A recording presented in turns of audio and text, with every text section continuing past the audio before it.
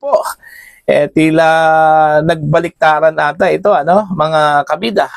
Kasi nung una, mayroon pong napabalita po, na 5 mga senador mula majority block ang lumipat sana dun ho sa minority, para iupo ito hong si Senator Loren Legarda bilang bagong Senate President po, mga kabida. Kapalit po dito ho kay Senate President Tito Soto no Miyerkules. Kaso lang po naunsami yung kudita na i-stage sana mga kabida ng minority block. Okay? Ngayon, matapos pong pumalpak yung kudita, ngayon, meron pong inilutang po itong si Soto na meron daw 2 hanggang 3 senador, This time, mula sa minority naman, mga kabida, ang nakatakdang lilipat po, sa majority block. Nako po, sino-sino kaya itong mga senador na ito, Itong mga senador na ito ay tinaguriang pong mga Duterte Senators, mga kabida, o DDS Senators. Alright? Eto, babasahin ko lang po itong article ng Ang Bilyonaryo News Channel, Senate President Vicente Tito Soto III on Friday said that 2 or 3 senators from the minority could possibly join the 15-member majority block. Okay, ito yung sinabi po ni Senator Soto po, mga kabida. Do not discount the possibility, of course, that 2 or 3 members of the minority would like to join the majority, the so-called majority, if ever, Soto said during the Billionaire News Channel's On Point program. Because we're friends with everybody, we talk with each other, we know the intentions of others. We know the advocacies of others, he added. Soto clarified that they do not strictly refer to themselves as a majority, but rather as a group that shares the same advocacy.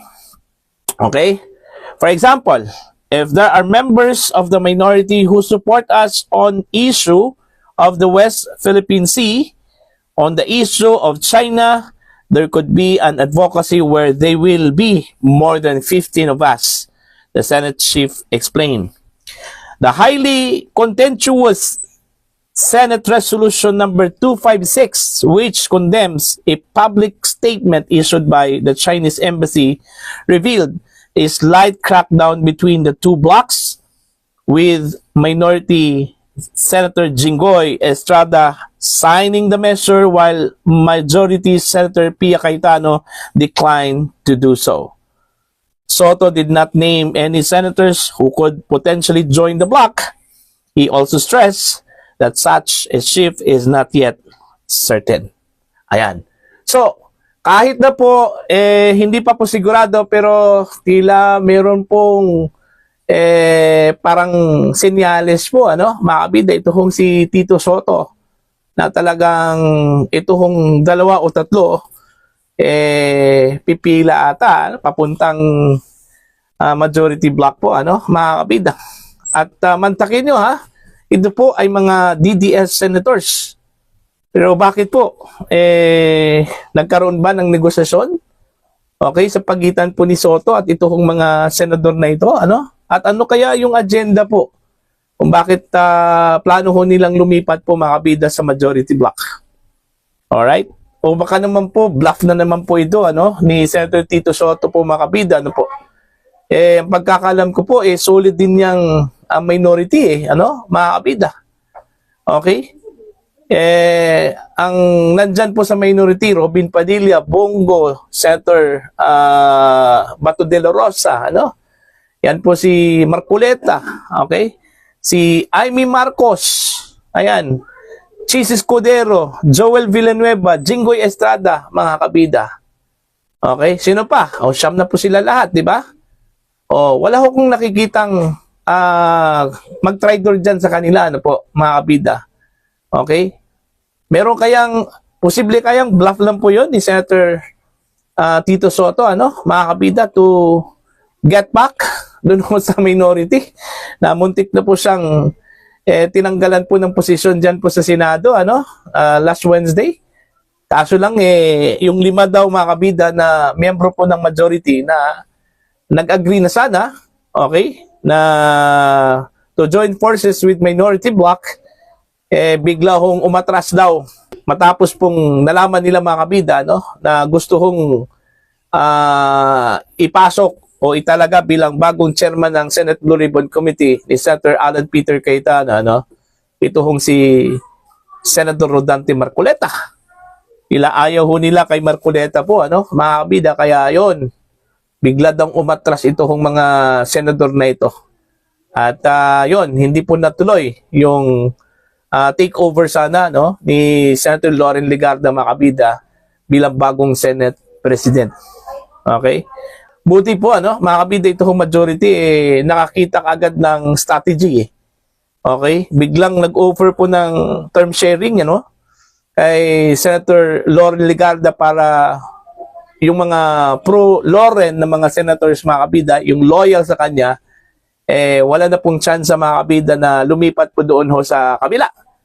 Okay? Tandaan po natin, para makuha mo yung majority block o majority dyan sa Senado, mga kabida, kailangan mo ng 13 senators. And since itong minority, meron po silang 9 members sa minority block, mga kabida, kulang na lang po sila ng 4. Tama po, yung 5. At least, magkaroon sana ng 14 members. Okay, ito hong minority block po, mga kabida, kung sakaling natuloy po, ito hong 5 mga senador na loyal kay Senator Loren Legarda, mga kabida, ano po. Okay? So, abangan po natin. Okay, at alamin po natin kung sino-sino itong 2 o 3 mga senador po, mga kabida, na sinasabi po ni Senator Tito Soto na lilipat daw, ano, sa kanilang hanay, ano, mga kabida. O baka naman po kung totoo man po na ito pong 3 o 2 o 3 ililipat po sa kanila, baka pre-measure po. Okay? Ang pagkakalam ko lang dyan, mga kabida, na mayroong leverage, mga kabida, ito kong majority. Kasi alam naman po natin, ang majority po, kampi po ng administrasyon, ano, mga kabida. Ito hong si Joel Villanueva, ito hong si Chis Escudero, Jinggoy Estrada, ano, mga kabida.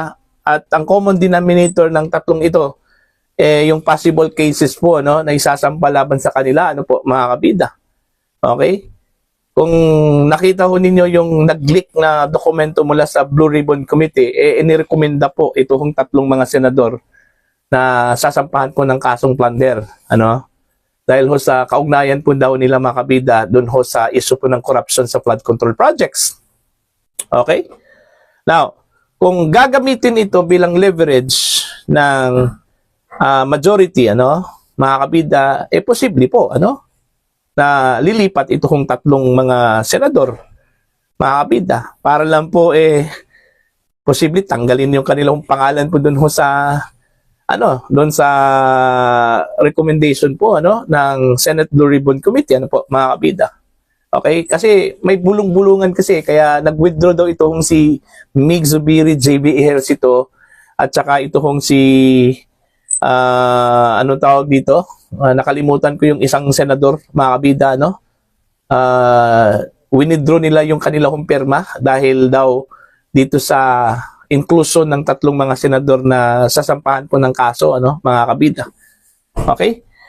So, abangan po natin yan kasi medyo mas gumaganda yung takbo dyan sa Senado, ano? Yung drama sa Senado, ano po, mga kabida, no? Okay? So, para po sa inyo, ano po ang inyong pananaw at opinion ho dito sa sinabi po ni Senator Tito Soto, mga kabida, na meron daw 2 o 3 mga senador mula sa minority bloc o yung tinagurian po nilang DDS senators, mga kabida, na lilipat daw, ano, sa grupo po ni Senator Tito Soto dyan po sa majority bloc po, ano, mga kabida, sa Senado. Well, sa bagay, sinabi po ni Senator Tito Soto, mga kabida, no, na kung sakali man po meron pong nagnanais po doon sa kanyang posisyon, hindi naman daw siya kapituko. Halimbawa, gusto po siyang tanggalin po, ano, ng majority bilang Senate President at meron po silang iluluktot dyan bilang bagong Senate President, wala ho siyang problema doon. Okay, kaya ho niyang bitawan daw yon. Makakatulog daw siya ng mahimbing, ano, mga kabida, sabi po ni Senator Tito Soto. Alright? Pero mas naintriga ako, mga kabida, dito ho sa 2 o 3 mga senador. Okay?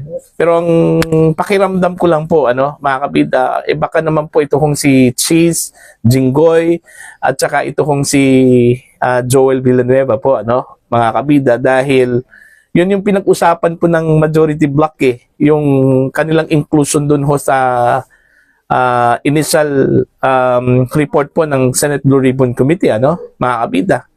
Okay? May mga senador na ayaw kong isama itong 3 doon ho sa report po ng Blue Ribbon, mga kabida.